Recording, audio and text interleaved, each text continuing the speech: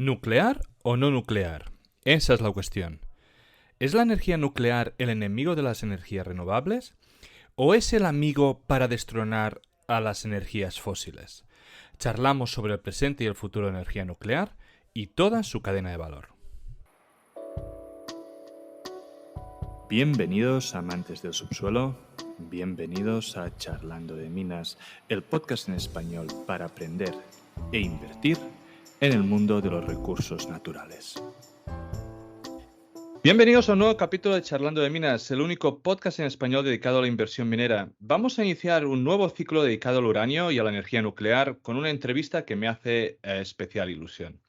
Ahora ya hacía tiempo que no hablamos de la energía nuclear, seguramente desde la última entrevista con Sama Bilbao, que era la directora de World Nuclear Association, así que estoy muy contento del programa de hoy. Y con nosotros hoy tenemos a Alfredo García y Fran Ramírez. Alfredo García, más conocido en las redes sociales como operador nuclear, es licenciado en comunicación audiovisual y licenciado en la supervisión de la central nuclear de Ascó.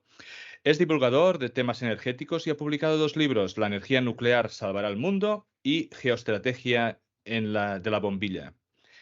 Fran Ramírez es ingeniero nuclear e instructor de operaciones de central nucleares. Su perfil en redes sociales es instructor nuclear y divulga principalmente en Twitter sobre tecnología nuclear y temas energéticos. Alfredo, Fran, ¿cómo estáis? Bienvenidos al programa. Hola, ¿qué tal? Un placer estar aquí en este programa. Hola, Amadeo, buenas tardes. Ambos lleváis muchos años divulgando sobre la energía nuclear y supongo que a vuestro alrededor habéis visto opiniones de todo tipo. Y estas más marcadas, supongo, dependiendo de los eventos que van surgiendo en alrededor. Para marcar polos un poco opuestos o extremadamente opuestos, podemos hacer desde Fukushima hasta, puede que recientemente, con la inclusión de la energía nuclear como energía verde y también derivado de todas las subidas de costes de la luz. ¿Cómo creéis que ha cambiado el sentimiento de la gente respecto a la energía nuclear en los últimos años? Pues bueno, empiezo yo si le parece bien a Fran. Realmente creo que ha habido un cambio, se está produciendo un cambio en la opinión pública respecto a la energía nuclear. Por un lado, hemos pasado muchísimos años en los que solo hablaban los antinucleares. El único mensaje que salía en los medios de comunicación era algo antinuclear. Cuando llamaban a un experto en energía nuclear, llamaban a alguien de Greenpeace o de Ecologistas en Acción. Yo siempre digo que eran expertos en estar en contra de la energía nuclear, no en energía nuclear, porque era gente que no había pisado nunca una central nuclear, no había trabajado, no tenía ningún tipo de licencia, ningún tipo de estudios relacionados directamente con el sector nuclear. Por lo tanto, su opinión era una opinión claramente sectaria, basada en prejuicios, basada en mitos, en mentiras que se han ido propagando durante muchos años. Y eso está cambiando. Desde hace unos años, los medios de comunicación están empezando a contactar con gente que trabajamos en el sector, pero que además es una cosa evidente que tendría que haber ocurrido siempre, ¿no? Cuando se habla de medicina no se llama curanderos, se llama médicos, ¿no? En este caso era una anomalía que estaba ocurriendo y creo que realmente ahora está pasando lo contrario. Los medios de comunicación se interesan más por la energía nuclear porque se está viendo que es una herramienta necesaria, luego podemos abundar mucho en ello, pero al mismo tiempo están contactando con gente que tenemos experiencia en el sector. No me gusta utilizar la palabra experto, que está muy denostada, pero al menos que tenemos experiencia. En mi caso, 25 años trabajando en el sector nuclear. Y eso creo que está ayudando también a que vaya cambiando la opinión pública. Y además, la gente se está dando cuenta que le han estado engañando durante mucho tiempo sobre la energía nuclear y creo que eso también es importante que se vaya poniendo en valor, que es una energía necesaria, que es una energía que está bien respaldada por la ciencia, que los argumentos que utilizamos, los que la defendemos, se basan siempre en informes oficiales, en estudios bien contrastados, en ciencia, en esencia, y que todo lo demás son mitos, mentiras y exageraciones. De hecho, fíjate cómo está cambiando el panorama, que incluso ahora los antinucleares están preocupados por los costes, por los plazos, por temas económicos. O sea, como ya no engañan con lo de Chernóbil y los residuos que nos van a matar a todos, ya no se lo cree casi nadie, ahora ya están empezando a hablar de temas económicos. Están más preocupados por las empresas que los propios empresarios, ¿no? Imagínate. Yo añadiría a todo eso, que estoy muy de acuerdo con todo, que quizá todo eso ha venido propiciado por dos cosas. por un lado parece que había, no sé muy bien, un cierto movimiento que fomentaba, ¿no?, meter miedo a la sociedad. Se dice, ¿no?, que hay sospechas de que los grupos o las empresas o los grandes grupos de poder que trabajan con petróleo, pues que no les interesaba que la energía nuclear pues progresara demasiado porque les comía terreno. Y bueno, hay ciertas pistas que demuestran que eso fue así. Y por otro lado, también es parte un poco y culpa también del sector nuclear, que históricamente hemos estado como muy escondidos, muy callados, y parece que la tendencia del sector nuclear era, oye, que no se hable mucho de nosotros porque la gente tiene miedo y tal. Y jolín, ha hecho falta pues gente como Alfredo y muchas más personas que están aquí empujando para que la gente vea que efectivamente el trabajo que hacemos es seguro y puede ayudar mucho en la situación actual que tenemos. Perfecto. En estas últimas semanas hemos tenido noticias de todos los colores para nuclear. Por un lado, Japón reabre las nucleares. Ayer había una noticia de que Italia, ¿no?, también aseguraba las nucleares para abastecerse de energía. Pero por otro tenemos a Alemania que las ha terminado cerrando todas, ¿no? ¿Qué significan estas noticias para el sector? Y después, ¿qué significa pues que Italia y Alemania tengan esta política totalmente opuesta? ¿Y qué significa para Europa esto? Bueno, por un lado, voy a matizar un poco lo que has dicho, ¿no? Italia lo que hace, lo que ha hecho el Parlamento ha sido votar una proposición para estudiar la posibilidad de que Italia construya centrales nucleares, especialmente pequeños reactores modulares. Abren una puerta a un estudio para que eso se pueda llevar adelante. Es decir, que no, Italia Vale, no ha dicho que es va a construir. muy... vale, es mucho más... Pero sí, es el principio de un camino que no sabemos el tiempo que llevará y las consecuencias que tendrá. Pero fíjate que cuando se habla del posicionamiento internacional sobre la energía nuclear, se habla de estos países que están construyendo o reabriendo centrales nucleares, porque un caso sonado es el de Japón, efectivamente, pero, por ejemplo, Corea del Sur, sus vecinos, que están muy cerca, tienen 24 reactores nucleares, estaban construyendo 3 y el anterior gobierno tenía un plan de cierre que los iba a cerrar todos, iba a paralizar la construcción. El nuevo gobierno lo ha revertido y siguen operando esos 24 reactores y siguen construyendo los 3 que estaban en construcción. Pero cuando se habla de qué es lo que ocurre en los países pronucleares y antinucleares, se dice algunos casos pronucleares y luego se dice Alemania. Es que básicamente es eso. Es Alemania, el gobierno de España, ya no voy a decir España porque creo que no estamos de acuerdo la mayoría de los españoles con lo que quiere hacer el gobierno en cuanto a la energía nuclear. Es decir, el gobierno de España, el gobierno podemos añadir incluso el de Bélgica, porque tienen sus más y sus menos con energía nuclear, han prorrogado 2 reactores y han cerrado 2 este año, están ahí. Pero y Alemania, ya está, es que no tenemos más países, no hay más ejemplos. El resto de países avanzados del mundo, y podemos hacer una lista muy extensa, pero por supuesto los más grandes, con más poder económico, más población, más capacidad de construcción, que son Estados Unidos, Rusia, China, incluso India, que es un país muy emergente pero con mucha capacidad de construcción. Esos países están apostando por la energía nuclear. Los países nórdicos, como Finlandia o como Suecia, apuestan por la energía nuclear. Los países productores de petróleo, como Emiratos Árabes, acaba de construir su último reactor, ya tiene 4 reactores, 3 en funcionamiento, el cuarto va a entrar muy pronto. Turquía está construyendo 4, va a construir luego 4 más probablemente. Egipto está construyendo también 4. Hay 20 y tantos países africanos que quieren apostar por la energía nuclear. Los países de la Europa del Este, todos prácticamente construyen, tienen centrales nucleares o van a construir, como Polonia, que va a construir 7 reactores. El Reino Unido está construyendo 2 y va a construir 2 más y quiere construir 16 pequeños reactores modulares. Estados Unidos está apostando por los pequeños reactores modulares, pero de forma muy seria, porque estamos hablando de que ya hay una empresa que ya tiene licencia de la NRC y que además ya cotiza en bolsa, que es Westinghouse, NewScale. ¿no? No, Oh. NewScale. Newscale, sí, Sí, verdad. NewScale. Tiene acuerdos para sustituir centrales de carbón en Polonia, en Rumanía, en Hungría. Además, sí, Westinghouse ha hecho la presentación de su proyecto, que también lo tiene que licenciar. Hay otros 2 más que ya se están licenciando por la NRC. Es decir, es una auténtica revolución mundial que solo los que no lo quieren ver es porque tienen la cabeza debajo de tierra, como hacen los avestruces, y se fijan solo en el caso de Alemania. Alemania es una desastrosa excepción de lo que está ocurriendo en el panorama energético nuclear mundial.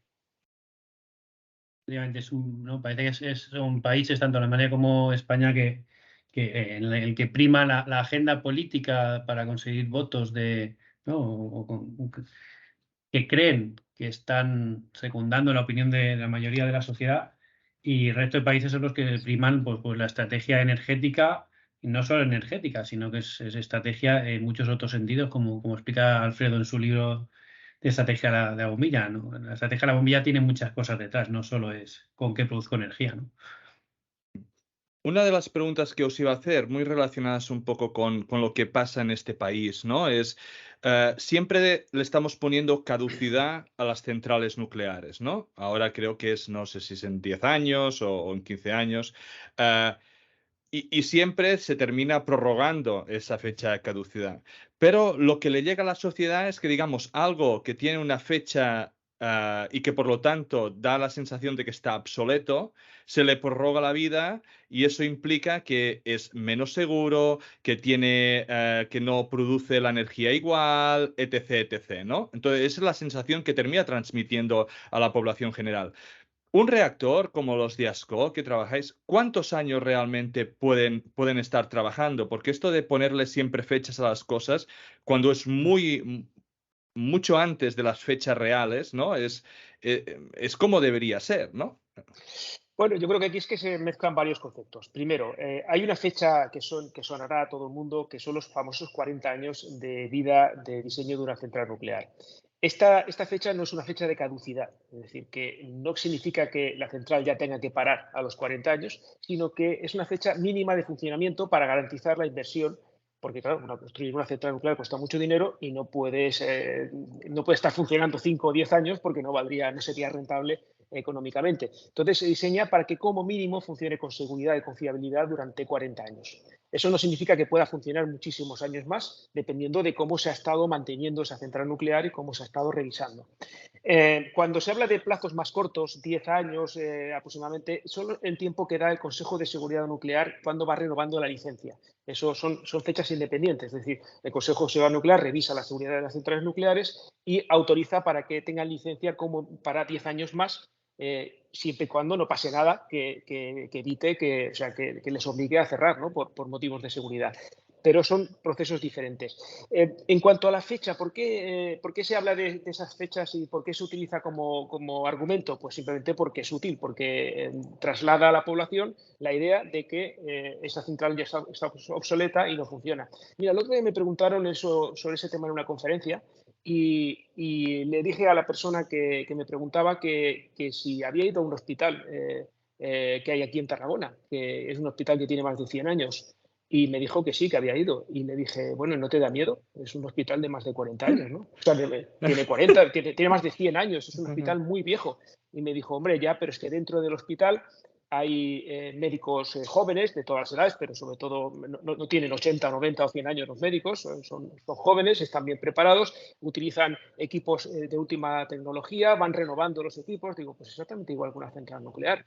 Es que realmente una central nuclear, prácticamente todos los equipos se pueden ir sustituyendo y se han ido sustituyendo. Si entrara en ASCO alguien que arrancó la central y la puso en marcha, se dará cuenta que hoy en día tenemos muchísimos ordenadores, que los operadores miran más los ordenadores casi que el panel, que nuestra turbina no es la misma, los generadores de vapor tampoco son los mismos. Lo único que no se ha cambiado es la vasija, pero está en perfectas condiciones. De hecho, ahora estamos en recarga y hoy mismo, estos días, se está revisando minuciosamente. Se va a tardar prácticamente una semana y media en revisar toda la vasija, todos los centímetros cuadrados que tiene el interior de la vasija para ver que está en buenas condiciones. Es decir, los equipos se revisan, se renuevan y además todo eso siguiendo los estándares internacionales. Es decir, esto no es que venga un ingeniero y diga esto está bien. No. Esto se tiene que medir, se tiene que analizar, se tiene que revisar, se tiene que supervisar por el Consejo de Seguridad Nuclear y también por el Organismo Internacional de Energía Atómica, que hace inspecciones en las centrales nucleares, las ha hecho recientemente las centrales nucleares españolas, para revisar la seguridad a todos los niveles y luego emitir pues, su juicio, es decir, sus recomendaciones de mejora o para recomendar si las centrales nucleares pueden seguir funcionando. Es decir, esto no es algo improvisado, es algo que lleva mucho tiempo, muchas personas trabajando en ello y que creo que es importante que se sepa que probablemente no exista ninguna industria en el mundo más regulada, más vigilada, más supervisada y con mayores estándares que la energía nuclear. Sin duda. Aquí sí que los ingenieros de hace 50 años, ¿no?, que diseñaron estas centrales, probablemente en su momento sí que pensaban, oye, pues 40 años como mínimo y probablemente no aguanten más de 40. Pero bueno, la experiencia que había en aquella época, pues es que no había ningún reactor operando, no había conocimiento, no había ciencia, no había estudios. Y con todos los años de operación, piensa, 450 o 500 reactores nucleares operando durante 30 años, son muchos años acumulados de conocimiento de operación que se comparte y se va aprendiendo mucho. Y la degradación de los componentes que pensábamos que iba a suceder no está sucediendo en muchos casos. En otros a lo mejor sí, ¿no? Pero con toda esa información se está viendo que es perfectísimamente seguro llegar a 60, 80 años de operación. Incluso cosas que se pensaban que jamás se podían sustituir, como el tema de la vasija, que es como donde está el reactor ahí dentro, que está todo envuelto en hormigón. Decían, no, eso si se rompe o si está mal no se puede sacar. No se puede sacar, pero ya se han hecho en otras centrales del mundo recocidos del acero de vasija in situ para volver a convertir el material, el acero frágil, en un acero dúctil y que aguante otros cuantos años más. Entonces, va progresando muchísimo el conocimiento de toda la tecnología nuclear y cada vez vamos viendo que es más viable operar a largo plazo. Perfecto. Solo quería pues, que quedase muy claro porque creo que es un tema que políticamente se juega mucho, ¿no?, con esto de las fechas y lo habéis explicado muy bien. Vamos hacia un mundo electrificado, se mire por donde se mire. El mundo en sí necesita más electricidad. Y ya no solo Occidente, que además que quiere eliminar el uso de los combustibles fósiles, pero también en muchas zonas de África donde a día de hoy aún no tienen acceso a la electricidad. Esto combinado, ¿no?, con todas las noticias que además estabais diciendo de los Small Nuclear Reactors, ¿es la energía nuclear la base para poder seguir evolucionando como sociedad sin tener una repercusión en el incremento de CO2? Mira, mi segundo libro, La estrategia de la bombilla, explico una especie de parábola que utiliza un psicólogo muy conocido que se llama Maslow. Todo el mundo conoce a Maslow por la famosa pirámide de Maslow, ¿no? Esa en la que va mostrando el nivel de evolución y de bienestar de una persona en función de lo que está haciendo, ¿no? Por cierto, yo estoy encantado de estar en mi propia cumbre de Maslow porque disfruto mucho con lo que hago, ¿no? Y me siento muy realizado, ¿no? Pues Maslow tenía otra parábola, que era el famoso martillo de Maslow, o menos famoso quizá que la pirámide, pero a mí me fascina, me hace mucha gracia esa parábola porque lo que dice es que cuando alguien tiene un martillo, es decir, una herramienta que sirve para algo, piensa que todos son clavos. Es decir, yo tengo el martillo y veo clavos por todas partes. Mi martillo sirve para solucionar todos los problemas del mundo porque todos son clavos. Eso es lo que le pasa a mucha gente, y me lo encuentro mucho en las redes, ¿no? El torio es la solución a todo. El hidrógeno, no, el hidrógeno ahora es la solución a todo. Esto va a salvar todos los problemas. Las renovables, esta es la solución, esto nos va a salvar de todos los problemas. Bueno, pues eso es en parte verdad y en parte mentira. Es decir, todas las herramientas que sean positivas para luchar contra el calentamiento global, para garantizar el suministro energético, para reducir las emisiones de gases contaminantes, para reducir la dependencia de otros países, de otros socios poco fiables, todas esas herramientas son necesarias, pero ninguna de ellas es absolutamente suficiente. Y eso pasa con la energía nuclear. La energía nuclear es muy necesaria, es imprescindible, tan imprescindible como las renovables. No va a solucionar todos nuestros problemas energéticos, pero sin la energía nuclear va a ser extremadamente complicado conseguirlo. Y todo esto que estoy diciendo ahora no me lo he inventado yo. Esto lo dice la Agencia Internacional de la Energía. Birol, que es su director general, lo ha dicho en numerosas ocasiones. sin la energía nuclear va a ser muchísimo más complicado y muchísimo más caro conseguir los objetivos de descarbonización que se plantean la mayoría de los países. Incluso lo último que dijo, que me llamó la atención, porque un organismo de este tipo no suele decir hacer este tipo de declaraciones, dijo que los países que están cerrando las centrales nucleares, y se refería especialmente a Alemania, por Alemania. supuesto, pero también a Bélgica, que ha cerrado reactores, y a España, también se ha referido a España, deberían hacer una autocrítica muy seria para replantearse ese cierre de las centrales nucleares, porque va en contra de los objetivos de reducción de emisiones que tenemos todos. Es decir, que la energía nuclear la considero imprescindible, pero por supuesto no es la única herramienta, va a ser necesaria la colaboración con otras energías. Y fíjate que eso los que defienden otras tecnologías no lo suelen hacer. El que defiende las renovables, para él solo con eso ya lo soluciona todo. Y no, en mi caso y en el de Fran, defendemos que el mix debe ser equilibrado, que los países que tienen viento tienen que aprovechar, los que tienen sol, los que tienen agua especialmente también, pero que no es suficiente, estas tecnologías no siempre garantizan el suministro energético y necesitamos el papel de la energía nuclear. Sí, ahí yo siempre defiendo el principio de neutralidad tecnológica y que cada país encuentre al final su mix perfecto, ¿no? Y puede ser, no lo descarto, que haya países que estén en una situación geográfica y tal y social que no necesiten energía nuclear y es posible que alguno haya y que pueda sobrevivir sin él porque tenga muchos recursos renovables, porque tenga mucho almacenamiento hidráulico o porque tenga, no sé, otras situaciones. Con lo cual, es una herramienta más, pero en muchos se tendrá que utilizar y es imprescindible y en otros pues probablemente no sea necesario. Pero no es el caso, por ejemplo, de los casos que estamos mencionando hoy.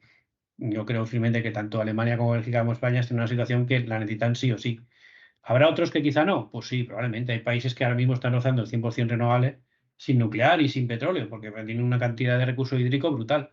Pues es absurdo plantear otra tecnología que probablemente sí, la nuclear tiene sus ventajas, pero pues en algunos aspectos pues más cara, más compleja tecnológicamente. Pues oye, si no hace falta, no hace falta, pero que se tome como una herramienta más y que al final las empresas decidan si es rentable y es tecnológicamente viable, pues se instalará y si no, pues no se instalará. Perfecto. Como habéis dicho, ¿no? Al inicio, la energía nuclear es per se una energía muy criticada por los grupos ecologistas, ¿no? Yo creo, y aquí me podéis corregir porque ahora habéis dicho otros argumentos más económicos y tal, pero los argumentos típicos, ¿no? Son como tres, que es el impacto ambiental, el peligro de la misma energía y los residuos que se generan, ¿no? Que estos argumentos también se pueden extrapolar a la misma minería de uranio, por ejemplo. Así que quería charlar un poco de estos argumentos y compararlo con otras renovables, porque al final sí que es verdad de que el mix se necesita a todos, y yo soy el primero que piensa que también se tiene que ser una suma, ¿no? Y que cada una de las energías se puede usar para según qué casos y según qué países, pero sí que los ecologistas están muy centradas a favor de las renovables y digamos muy en contra de todo lo que es nuclear y fósil, ¿no? Entonces, para definir un poco el impacto ambiental y antes de que dieses vuestra opinión, he buscado unos números, ¿vale? Y le comentaba a Fran, estaba usando a ChatGPT para que me diera alguno de los valores y no parece que ha ido desencaminado, ¿no? La central nuclear de Ascó, cualquiera de las dos, tiene una potencia aproximada máxima de 1000 megavatios, ¿vale? Y el espacio que ocupa per se es pequeño, ¿vale? Cualquier que ha pasado conduciendo por la P7 al lado puede ver la nuclear, ¿vale? Pero si comparamos con las solares... ¿Eh? No, te refieres a Vandellós, la que has Ah, citado, perdón, la que pasa por la Vandellós. Sí, P7 sí, es sí, sí, sí, sí, Vandellós es 2. verdad. Si comparamos con la solar y eólica, la eólica produce entre 1,5 y 5 megavatios por turbina, mientras que la solar son 250 a 400 kilovatios por panel. Entonces, teniendo esto los números y pudiéndolo extrapolar, ¿no? A las energías que necesitan de unos y otros, entonces, ¿qué opinión tenéis vosotros del impacto ambiental que tiene la nuclear versus el impacto que puede tener las renovables? ¿Tienes fan? Ahí he estado precisamente como antes lo comentábamos, he estado buscando números porque hombre, yo sé que obviamente está claro que el terreno que ocupa una nuclear es infinitamente más pequeño que muchas otras. He encontrado números del Nuclear Energy Institute que hablan de cientos de veces incluso el área ocupada para generar la misma cantidad de energía. ¿Vale? Lo que pasa es que yo creo tampoco que, no sé, no creo ni que sea ni bueno ni malo ocupar más o ocupar menos. Mientras haya espacio, pues oye, que se use. Tampoco me parece ni un argumento a favor ni en contra de las renovables ni de la nuclear. Lo que sí que es cierto que todo el resto de argumentos que se utilizan mucho en impacto ambiental, los peligros residuos, son siempre basados en miedo y al final, recientemente, en el documento que se apoyó la Comisión Europea para aprobar la inclusión de la energía nuclear como en la taxonomía verde, fue el estudio que hizo el Joint Research Center de la Comisión Europea, ¿no, Alfredo? Sí, es un servicio de la Comisión Europea. Exacto. Y ahí concluían específicamente que el impacto ambiental o todos los residuos o el impacto que tenga la energía nuclear es comparable, si no menor en muchos casos, a cualquier otra tecnología, incluidas las renovables. Lo cual, aunque nos parezca que ocupan más, ocupan menos, contaminan más, contaminan menos, la realidad científica es esa, que el impacto en general, teniendo en cuenta todo el proceso, desde la minería hasta el desmantelamiento de todas las centrales, es similar y comparable al de cualquier otra tecnología que llamamos verde, así en general. Sí, es que cuando se creó, voy a hacer un poquito de historia de este proceso, cuando se creó el Pacto Verde, se estableció una serie de parámetros para incluir las energías y las tecnologías que nos pueden ayudar a la transición energética y además tienen un impacto mínimo o sin un daño considerable al medio ambiente. Y para eso se diseñó específicamente para que entraran todas las energías renovables. Se establecieron 16 parámetros. Uno de ellos es el espacio que ocupan, pero otro es pues, la acidez que producen en el agua, las emisiones de dióxido de carbono, por supuesto, emisiones de partículas, efectos sobre la flora, la fauna, efectos, daños en la salud de las personas. Se establecieron 16 parámetros muy estrictos y todas las renovables cumplían esos parámetros. Cuando alguien planteó, bueno, ¿y la energía nuclear podría estar dentro de la taxonomía verde europea? El grupo de expertos que analizaba la taxonomía lo que dijo es que estaba claro, muy claro, que según el IPCC la energía nuclear era baja en emisiones, tan baja en emisiones como las renovables, de ahí no tenía ninguna duda, es decir, podía ayudar a descarbonizar, pero tenía serias dudas o desconocimiento de si la energía nuclear podía cumplir el resto de parámetros porque no se consideraban expertos en ese ámbito. Y entonces le pidieron a la Comisión Europea que buscara un asesoramiento. Y claro, la Comisión Europea lo que hizo fue utilizar su servicio tecnológico y científico de asesoramiento, que es el JRC. JRC tiene expertos en todas las áreas y lógicamente, el grupo que se encargó de analizar las energías pues estuvo trabajando durante meses y lo que hizo fue comparar diversos estudios, múltiples estudios bien contrastados, bien revisados por pares, en el que se analizaban esos mismos parámetros diseñados específicamente para las renovables. El resultado, como dice Fran, es que la energía nuclear está en el mismo nivel que todas las renovables, incluso mejor en algunos aspectos, por ejemplo, como en el de superficie ocupada, ¿no? Sí, Por lo tanto, por desde el punto de ejemplo, vista medioambiental, no hay ninguna duda de que la energía nuclear es tan sostenible como las renovables. por ejemplo, ¿no? Otras cosas, ¿no? Que también he buscado. Muertes, ¿no? Al año. En tema de carbón, en 2012 he encontrado un gráfico. Carbón son 100.000 muertes al año. La solar 440, mientras que la nuclear es solo 90. Cuando esto no es lo que la gente puede pensar. Si vamos en Sí. la huella de carbono generada. Un matiz, perdona, no son Sí, muertes al año, ¿eh? Son muertes por unidad de energía generada. O sea, verdad, verdad. si te fijas en Muertes las por unidades, trillón. Tienes toda la razón. Tienes por toda la cantidad de razón. energía generada, Por ¿no? general de energía generada. Claro, Todo. no, este año, ni el año pasado, ni hace 5 años murió nadie por energía nuclear en el mundo, ¿no? Lo que pasa es que un matiz importante, hay quien le Sí, puede llamar la atención por qué la energía nuclear tiene una tasa de muertes inferior, por ejemplo, a las renovables en muchos de los estudios. muy Y en el bien. caso de la solar es muy claro por qué la energía solar causa más muertes al año que la energía nuclear. Primero, se tiene en cuenta también la minería. Eso es muy importante porque Ujú. durante la minería se producen accidentes y se producen daños en las personas en diferentes tipos de minerías y en países que tienen regulaciones muy diferentes. Eso es un factor, pero otro, por ejemplo, también son los accidentes laborales. En el caso de la energía solar ocurre mucho que hay, desgraciadamente, muchos accidentes de caídas a diferentes niveles, por gente que está trabajando en los tejados, que no está perfectamente, no tiene un arnés homologado o ni siquiera lleva arnés y se producen muchas caídas. Y eso es una de las causas por las que algunas de las renovables tienen una tasa de mortalidad mayor que la nuclear, pero desde luego muy lejos de la tasa de muerte que causan los combustibles fósiles. Perfecto, muchas gracias por explicarlo. Y también otro gráfico, ¿no? Que decíamos y que cuadra muy bien con todo lo que decís, ¿no? Huella de carbono por kilovatio hora de cada una de las energías, donde se considera todo el ciclo de la energía.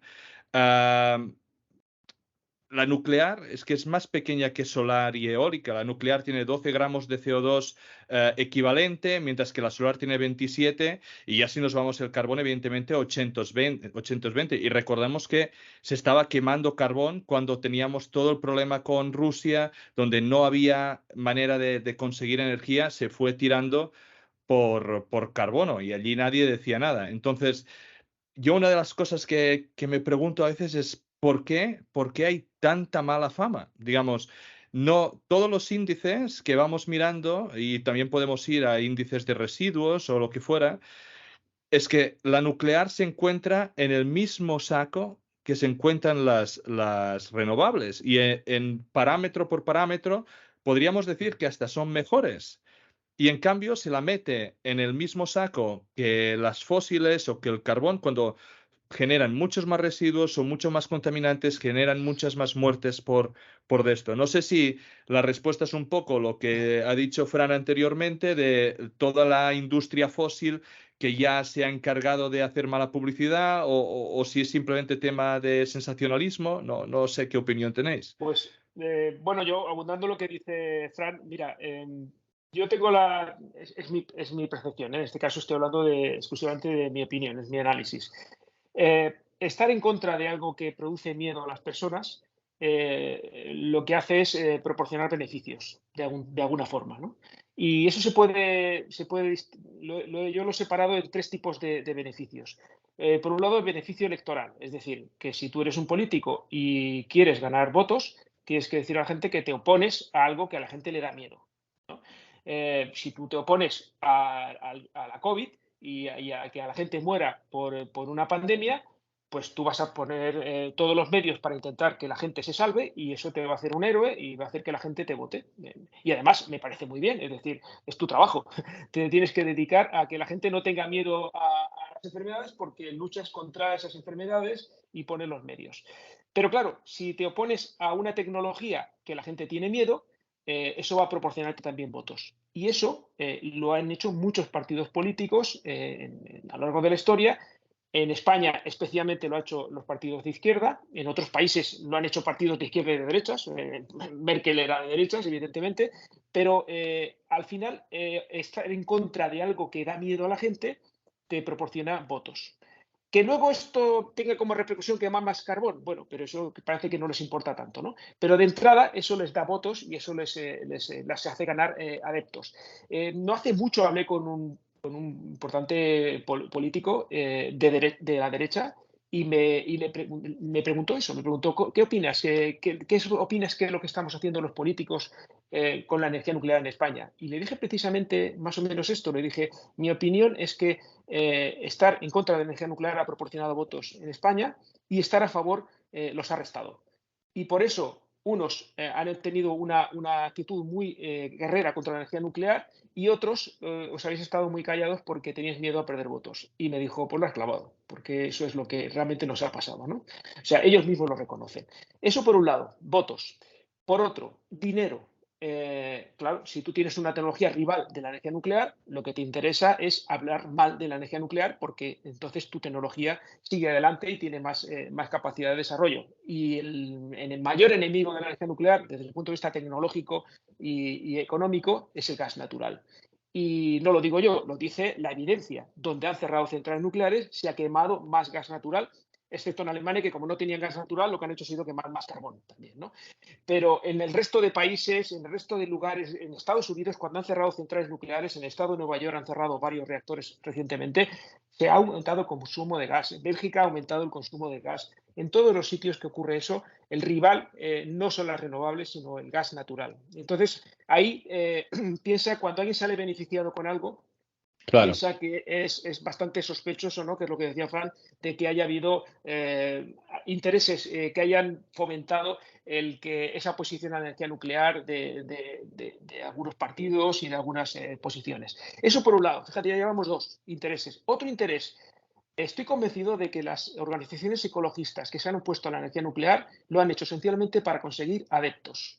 Porque estar en contra de la energía nuclear, como es mala, porque está asociada con las bombas atómicas, con la carrera armamentística, lo mezclan todo en un totum revolutum, pues, como me opongo a eso, tengo más adeptos. Y como tengo más adeptos, tengo más cuotas y puedo hacer más cosas y luchar contra otro tipo de cosas que además son muy necesarias. Es decir, que creo que hacen una gran labor las organizaciones ecologistas en muchos ámbitos, pero creo que en la energía nuclear se están equivocando enormemente. Y además tengo pruebas de ello porque hay debate interno en las propias organizaciones ecologistas. Me han confesado gente, cargos de Greenpeace, que hay un debate interno muy intenso en esa organización por el papel de la energía nuclear, porque hay gente pronuclear, gente antinuclear y gente que no lo tiene claro. Y hay un debate muy intenso, ¿no? Entonces, fíjate, y claro, nos falta luego la última pata de todo, que es los medios de comunicación. Esto no hace falta que lo Claro. explique, ¿no? Vender cosas sensacionalistas siempre hace vender periódicos y vender publicidad. O sea que, fíjate, todo el mundo sale ganando, pero salimos perdiendo todos. Y de hecho, desde los medios ahora hasta las energías renovables son malas, ¿no? Porque están fomentando, ¿no? El movimiento de que la gente no quiera los molinos ahí en la costa, que no quiera los molinos allí y diciendo que, bueno, pues, siempre fomentando criticar cualquier energía al final. Perfecto. Ahora vamos a empezar una serie de preguntas mayormente que han hecho la audiencia sobre tanto la energía nuclear como la cadena de valor, digamos, del uranio. Entonces, para aquellos que no estén familiarizados, me gustaría si antes, de forma breve, podríais hablar un poquito del ciclo del uranio, digamos, desde que es minado hasta que es transformado en fuel, ¿no? Y hasta el posterior tratamiento del residuo, para que la gente pueda tener brevemente una idea del ciclo que tiene. Dale, Fran, que todo ese tema lo Venga, le controlas. doy yo. Bueno, el uranio, lo principal que hay que tener en cuenta es que uranio tiene varios isótopos, ¿no? Los isótopos son variantes del mismo átomo con diferente cantidad de neutrones en su núcleo.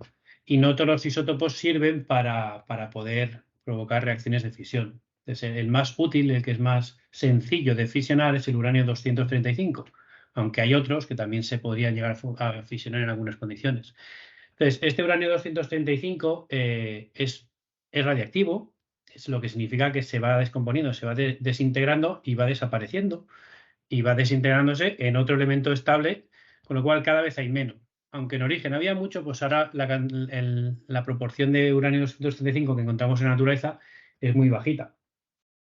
Pero lo que necesitan nuestros reactores, la gran mayoría de los reactores de agua ligera necesitan pues mínimo pues, un enriquecimiento del 3, 4, 5%, que de todo el uranio que metamos, el 5%, el 4% sea uranio 235. Entonces se necesita un proceso de Enriquecimiento. enriquecimiento, perdón, había quedado en blanco. De enriquecimiento del uranio, ¿no? Desde la concentración de uranio 235 que hay en la naturaleza hasta que necesitamos. Entonces, 0,72. del 0,72%. 0,7%, correcto, hasta el 3, 4, 5%. Bueno, sí que es cierto que hay reactores que utilizan uranio natural sin enriquecer. Hay poquitos, pero los hay. Es los reactores que utilizan el deuterio como moderador, reactores CANDU de agua pesada, ¿vale? Pero la gran mayoría utilizan uranio enriquecido. Pues este enriquecimiento pues, se realiza se empezó a realizar de una forma por difusión gaseosa, ahora se realiza por centrifugación. Y hay alguna tecnología más avanzada que está ahora en proceso de comercialización por láser, que si quieres después hablamos un poco, Amadeu. Mm. Entonces, este proceso de enriquecimiento pues utiliza el uranio natural, lo tenemos que transformar en UF6, en hexafluoruro de uranio, para enriquecerlo, después hacerle ciertas otras reacciones químicas hasta poder fabricar esa pastilla de uranio, que es una pastilla pues como una aspirina un poco más grande, que meteremos en unas varillas dentro de unos elementos metálicos y introducimos después en el reactor. Y una vez quemado, digamos, usado el fuel, ¿qué hacemos con el residuo? Efectivamente, ahí le solemos llamar residuo por culpa un poco nuestra de la industria nuclear, ¿no? Porque efectivamente lo estamos tratando como un residuo actualmente, aunque hay mucha tecnología, muchas formas hoy en día, algunas experimentales y otras que ya se han llevado a cabo de utilizar ese residuo.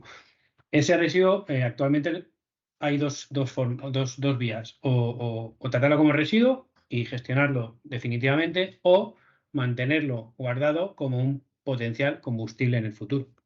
El tratamiento como residuo actualmente en todas las centrales nucleares tiene una piscina de combustible, una piscina tal cual, con agua, hormigón y agua, donde vamos guardando el elemento de combustible y cuando esa piscina está llena, pues sacamos los elementos de combustible, los metemos en unos contenedores de hormigón y los guardamos en lo que llamamos los almacenes temporales individualizados, que es una losa de hormigón al aire libre donde ponemos ahí los cilindros con el combustible. Para que veas al final, tú te puedes poner al lado de ese cilindro de hormigón y no recibes dosis, lo cual es perfectamente seguro. Lo que pasa es que no es lo más ideal, lo suyo sería que estuviera todo centralizado en un almacenamiento que se esperaba tener aquí en España, el ATC, pero por motivos políticos básicamente pues no se ha construido y parece que no quieren construirlo. Y eso es algo temporal, tanto el ATI, el individualizado, como el ATC, el centralizado, sería algo temporal para acabar a largo plazo en un almacenamiento geológico profundo. Almacenarlo en sitios que sabemos que hay una estabilidad geológica que en millones de años no van a sufrir cambios y eso puede quedarse ahí sin afectar al medio ambiente. Esa es una vía, y es la vía por la que optan la mayoría de países a día de hoy. La otra vía es reciclar el uranio, es hacer un ciclo cerrado con ese elemento combustible al que de todo el uranio que hemos metido solo hemos conseguido utilizar un 5% aproximadamente del que hay. ¿Vale? Nuestra tecnología actual no consigue aprovechar más que eso. ¿Un 5% del uranio enriquecido o un Exacto. 5%? Sí, solo. Sí, sí. De todo el uranio 235 que hay en el núcleo, solo conseguimos utilizar un 5%, después de 3 ciclos de operación. Un matiz, Fran. Bueno, prácticamente quemamos todo el 235. Lo que no quemamos es casi nada del 238.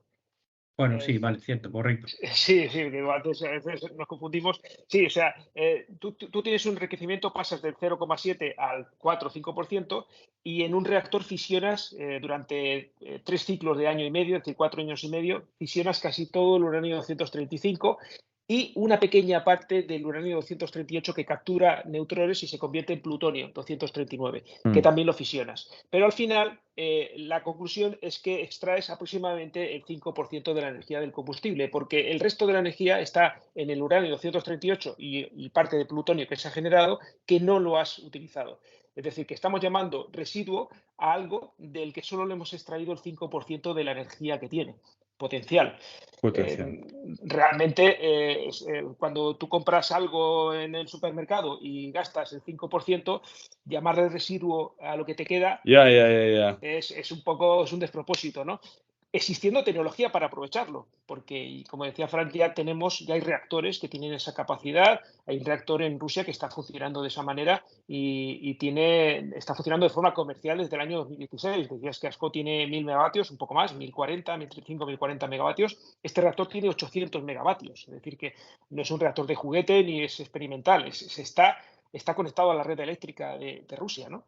Y está quemando residuos radiactivos. Es decir, esa tecnología ya existe, es cara todavía, está en desarrollo porque hay varios diseños de ese tipo de reactores, pero creo que es una tecnología que deberíamos aprovechar, porque fíjate que estamos multiplicando por 20 primero, Claro.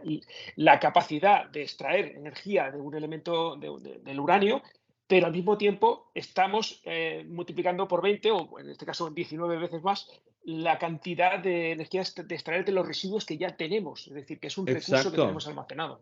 Exacto. Yo una de las preguntas que tenía un poco más adelante os iba a preguntar sobre fuente secundaria, ¿no? Sobre todo era muy importante en el fin de la Guerra Fría, pero evidentemente todos los residuos a día de hoy, si se termina implantando este tipo de tecnología, van a pasar a ser fuente secundaria. Entonces, la pregunta es, estos reactores que se usan para tratar o para usar lo que ahora se considera residuo como, como fuel, ¿son reactores específicos para usar este tipo de fuel? ¿Es un tipo de tecnología que se puede implementar en los reactores que ya están construidos?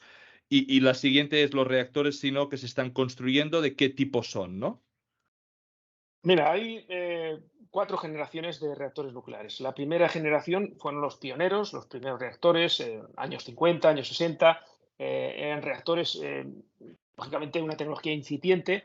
Y esos reactores ya están prácticamente casi todos desmantelados. De hecho, en España teníamos algunos de ellos, ya están todos desmantelados o en fase de desmantelamiento. Pero la segunda generación fue, digamos, la eclosión de la energía nuclear en todo el mundo, años 70, años 80, la crisis del petróleo. Francia construyó sus 58 reactores en 20 años aproximadamente, Estados Unidos en poco más, pero construyó casi 100 reactores o más de 100 reactores. Es decir, que la mayoría absoluta de los reactores que tenemos hoy en día en el mundo son de segunda generación. Representan una gran evolución sobre los primeros, sobre todo en materia de seguridad, son mucho más grandes, mucha mayor capacidad, mucha mayor potencia, pero esencialmente la tecnología es la misma.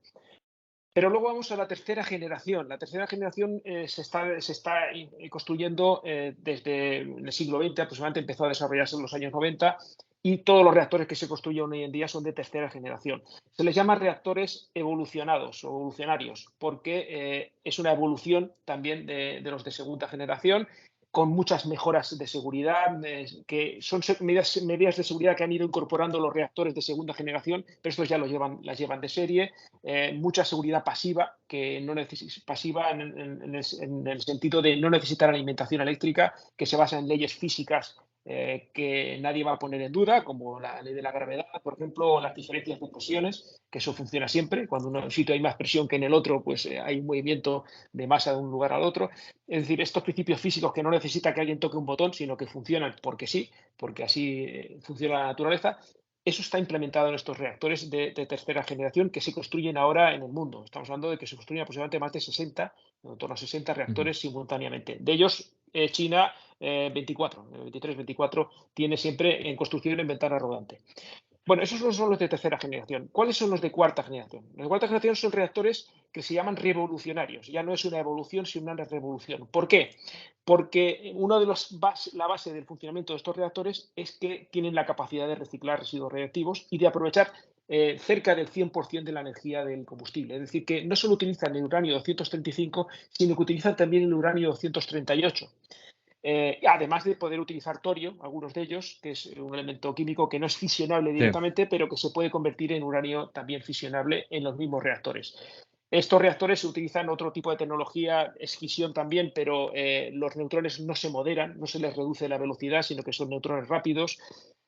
Son reactores que van fabricando su propio combustible fisible mientras están funcionando, están extrayendo energía del combustible y están fabricando ellos mismos su uranio fisible o su plutonio fisible.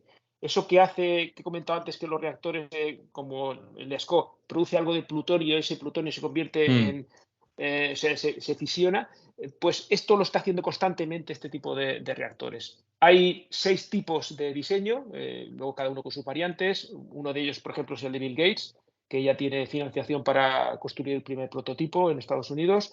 Es muy parecido conceptualmente al que tiene Rusia funcionando, pero con algunos matices. Y como te digo, hay 6 diseños que están en diferentes fases de desarrollo. China también está trabajando en ese tipo de reactores. Probablemente Rusia sea el país más avanzado hoy en día en reactores de cuarta generación. Y luego, después de todo este amalgama que he presentado, están los pequeños reactores modulares, que hay pequeños reactores modulares de cada una de las De las variaciones.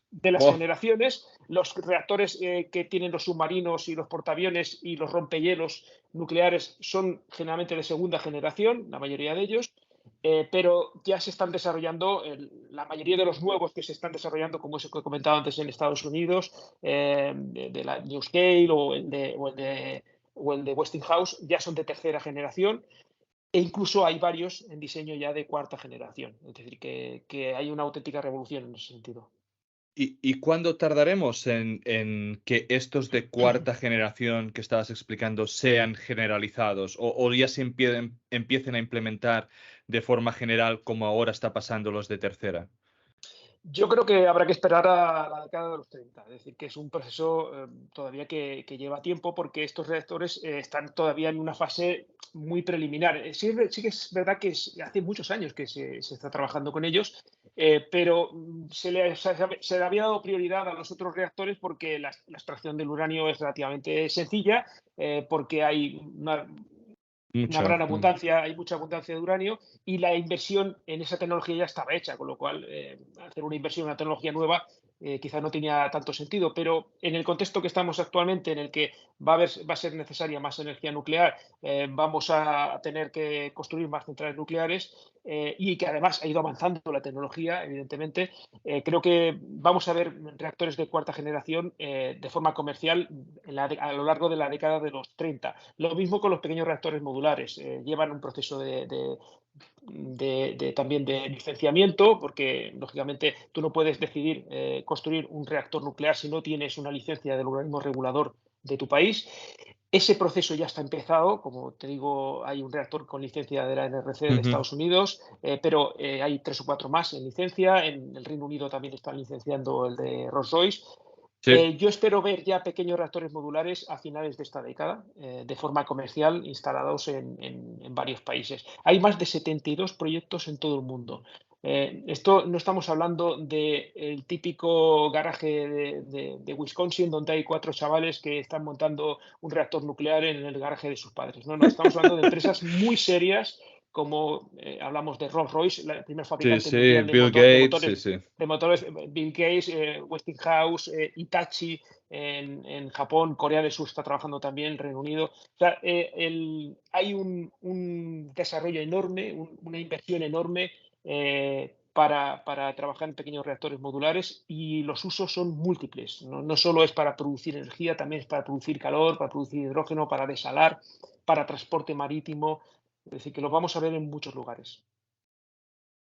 Perfecto, perfecto. No, muchas gracias de la explicación, porque además una de las preguntas que de alguna forma tenía es cuáles creéis que eran las innovaciones, ¿no? Que iban a llegar y que iban a modificar en los próximos años la energía nuclear y básicamente acabas de responder a dicha pregunta y siendo muy grande el scope, porque otra pregunta era cómo íbamos a electrificar grandes máquinas, ¿no? Y evidentemente, pues con los Small Modular Reactors pues son grandes herramientas.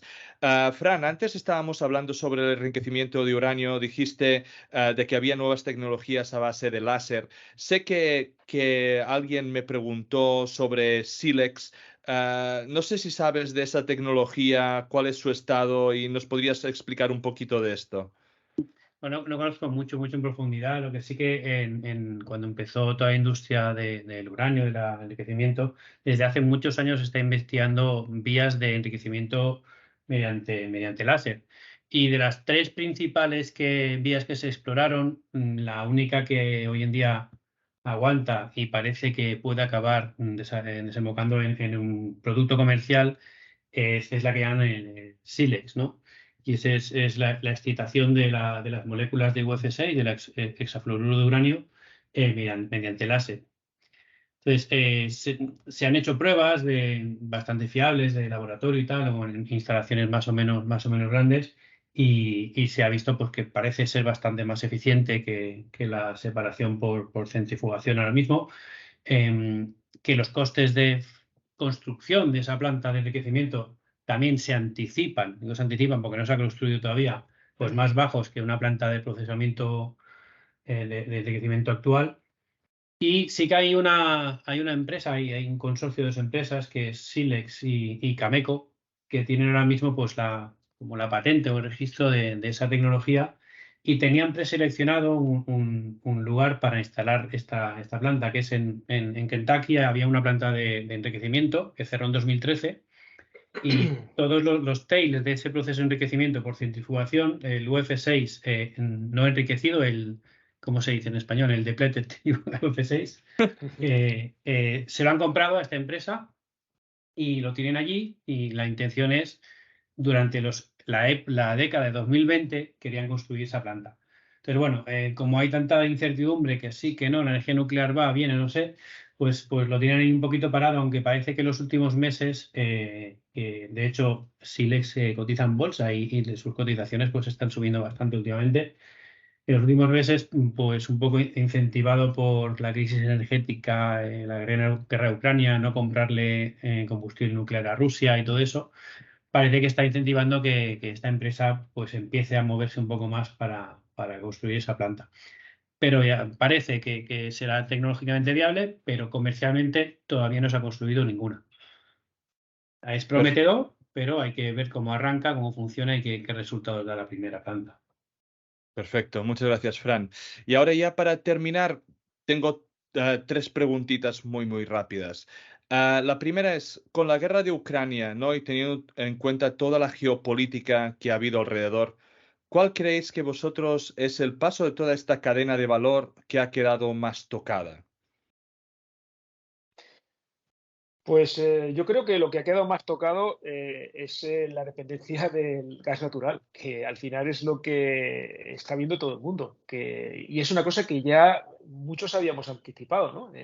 Me suelen decir en las redes, sí, sí, ahora tú hablas de que Alemania tenía una dependencia del gas natural, pero es muy fácil decirlo después de la guerra, ¿no? Digo, hombre, sí, claro, pero lo difícil es decirlo antes, y por eso muchos lo hemos dicho antes. Yo tengo tweets Mm. del año 2018-2019 diciendo que Alemania se está suicidando energéticamente porque tiene una enorme dependencia del gas ruso y de los combustibles fósiles y del carbón, y que cerrar las centrales nucleares es un auténtico suicidio. Entonces, yo lo que veo es que poco a poco cada vez todo el mundo se está dando cuenta de que realmente la energía nuclear es necesaria y que debemos ir reduciendo el uso de los combustibles fósiles, la dependencia de esos países que son socios fiables, muy poco fiables desde el punto de vista económico, pero al mismo tiempo es que quemar cosas está cambiando el clima, está matando a muchas personas por la polución y al mismo tiempo está empobreciéndonos, ¿no? Porque además son combustibles también son muy caros y sobre todo el coste de las emisiones.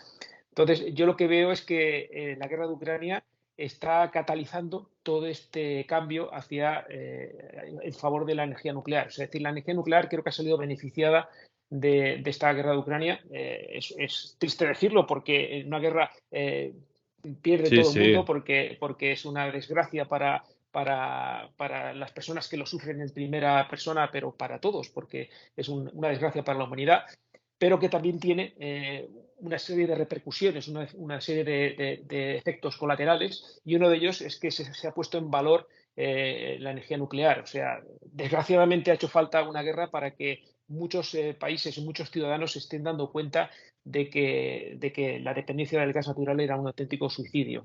Y bueno, eso es una de las consecuencias, igual que en la pandemia también hemos visto que hay una serie de cosas que funcionan bien, por ejemplo, las videollamadas o, por ejemplo, bueno, una serie de cosas que hemos descubierto, o por ejemplo, Eh, que hacer caso a la ciencia nos salva vidas, y que la inversión en ciencia primaria, en investigación de primer nivel, de nivel base, es muy necesario para luego tener soluciones que salven vidas. Creo que también esta guerra está poniendo en valor el uso de la energía nuclear.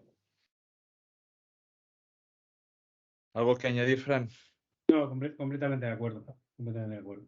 En general, pues se le está dando, bueno, se ha puesto mucho relieve la importancia bueno, lo que ahora todo el mundo habla de la independencia energética. Bueno, no sé si es tan importante la independencia energética, o tener un abanico múltiple de recursos donde tirar para no depender nunca excesivamente de nadie. quizás no hace falta ser independiente, sino no depender demasiado de un solo nadie. país, de una sola tecnología o de un solo recurso. Perfecto. Y me introduce súper bien la última pregunta, digamos, que teníamos. Es, ¿de dónde viene tanto el uranio como el fuel que consumimos en España? Y si España per se podría llegar a ser autosuficiente o no. Venga, Fran, dale ahí. No, esta es tuya, esta es tuya. He trabajado mucho. Mira, España, aproximadamente el 30-35% de nuestro uranio proviene de Rusia. No, no el uranio en sí, sino el uranio enriquecido. El enriquecimiento Ujú. se produce en Rusia. Rusia no es un gran productor de materia Sí. prima, del Ujú. mineral de uranio, es más de otros países. Pero Rusia lo que tenía era tiene una capacidad muy grande de enriquecimiento. ¿Por qué se enriquecía esa parte en Rusia y no tanto en otros países? Simplemente porque Rusia lo hacía más barato.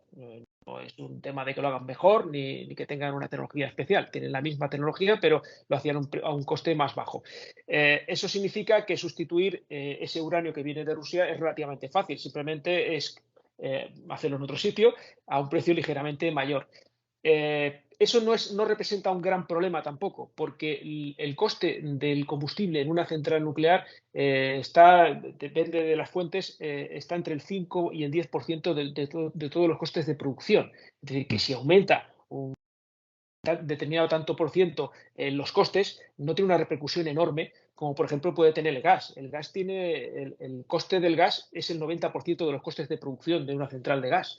Fíjate, si se multiplica Se por dos, cambia. pues fíjate lo que cambia, ¿no?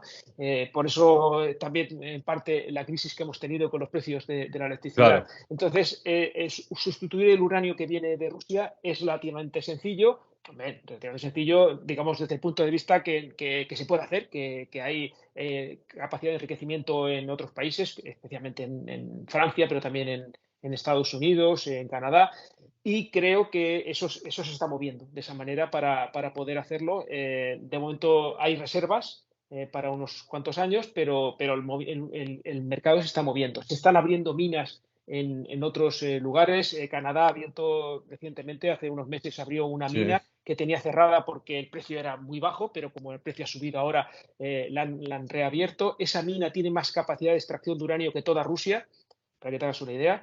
El Cigar Y Lake, ¿no? Creo que era.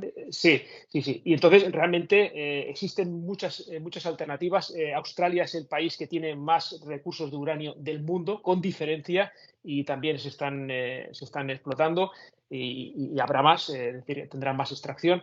Es decir, que la industria nuclear no tiene una gran preocupación por la cantidad de uranio disponible y por ese problema con la dependencia de Rusia. No hay una gran preocupación al respecto. Y al mismo tiempo hay otras formas de extraer uranio, como subproductos de fosfatos, como reciclaje de bombas atómicas, como reciclaje de residuos radioactivos, el torio, de 3 a 4 veces más abundante que el uranio. El océano está repleto de uranio y ya se está extrayendo de forma experimental. Todavía es muy caro, pero se cree que se irán reduciendo los costes, como cualquier tecnología. Es decir, que no nos acabaremos el uranio. No creo que haya problema en ese sentido. Y en tema de enriquecimiento, aquí en Europa o España se enriquece o se puede llegar a enriquecer, o hay algún interés en enriquecer, digamos, el uranio, o es algo que vamos a exportar como hacemos con la mayoría de cosas. En Francia. Francia es donde Francia. se enriquece uranio. España no tiene esa capacidad. Por ejemplo, Argentina sí la tiene. Argentina, bueno, no enriquece, lo que pasa es que hace procesamiento del uranio, porque no enriquece porque utiliza reactores como decía Fran, que van con agua pesada, Mm, Candú. Pero quiero decir que España no lo hace porque tenemos una industria nuclear relativamente pequeña y además hay un plan del gobierno para cerrar los 7 reactores nucleares. O que claro, imagínate el interés que puede tener alguien en invertir en un enriquecimiento, ¿no? está claro. Cuando utilizan los gobiernos, nuestro gobierno, el argumento de que nadie quiere construir centrales nucleares en España, pues la respuesta es muy fácil. Si tenemos un gobierno que quiere cerrar las centrales nucleares, pues no hay nada más cobarde que $1 millón, eso es decir. Pues nada más. Muchísimas gracias, Alfredo y Fran, por vuestro tiempo, por el trabajo que hacéis en divulgación y por compartir vuestros conocimientos, algunas respuestas técnicas para aquellos inversores interesados en el sector. Muchísimas gracias. Espero volver a tener la oportunidad de charlar con vosotros más adelante. Y nada más, un saludo, un placer charlar con vosotros. Un Muchas placer. gracias, Amadeu. Un abrazo.